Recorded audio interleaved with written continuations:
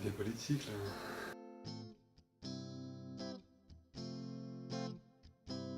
Alors Monsieur Langer, c'est un monsieur qui traîne sur Bègle, voilà, qui a 73 ans et qui nous avait été signalé par une assistante sociale de Bègle parce que ce monsieur, voilà, il payait ses loyers, etc. Donc il a perdu son appartement et il s'est installé dans une cave près d'un bar. Et puis sur les premières soirées, on s'est aperçu que ce monsieur, il venait avec un casque de viking, voilà.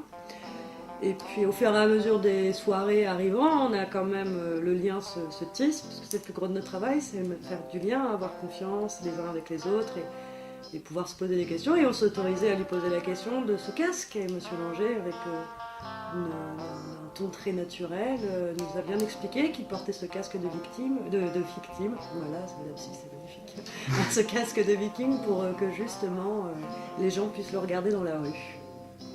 Voilà, comme quoi, la parole. Mais c'est ça, c'est le fait que tous les jours on voit des gens qui, voilà, très, même des fois un peu mondains, qui, voilà, qui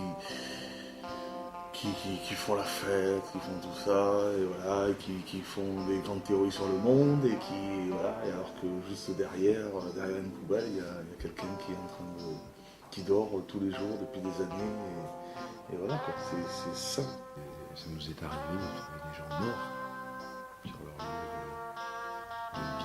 On peut appeler ça un lieu de vie. C'est évident que voilà, ça nous peine énormément de voir comment est l'espèce humaine et que voilà, les gens Alors je sais pas s'ils sont vraiment transparents ou si on veut pas les voir, quoi, hein, parce que les gens savent qu'il y a des choses qui se passent, mais ils veulent pas en entendre parler, surtout pas, quoi.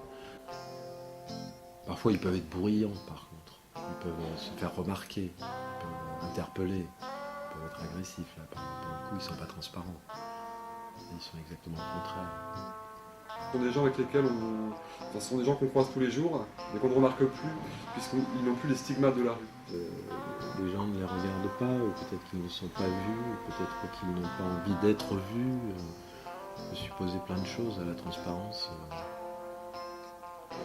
J'ai envie de faire un rapprochement qui n'est pas très élégant, c'est comme le mobilier urbain.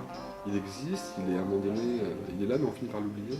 Je crois que les problèmes qu'on voit pas, c'est pour beaucoup, alors moi je parle souvent de réanimation psychique chez ce public, c'est les gens ils s'oublient eux-mêmes. Le plus gros problème c'est ça, ils ont plus de désir, ils ont plus d'avenir, ils voient plus le lendemain. Ils savent plus ce dont ils ont envie en fait, ils ont perdu toutes ces capacités d'être eux-mêmes, de prendre soin de soi, rien que par en prendre une douche pour certains. Ça c'est le plus terrible. Du coup moi je dis qu'ici on réanime parce qu'on on leur rappelle qu'ils sont quelqu'un et qu'ils peuvent s'occuper d'eux, en fait, qu'ils existent.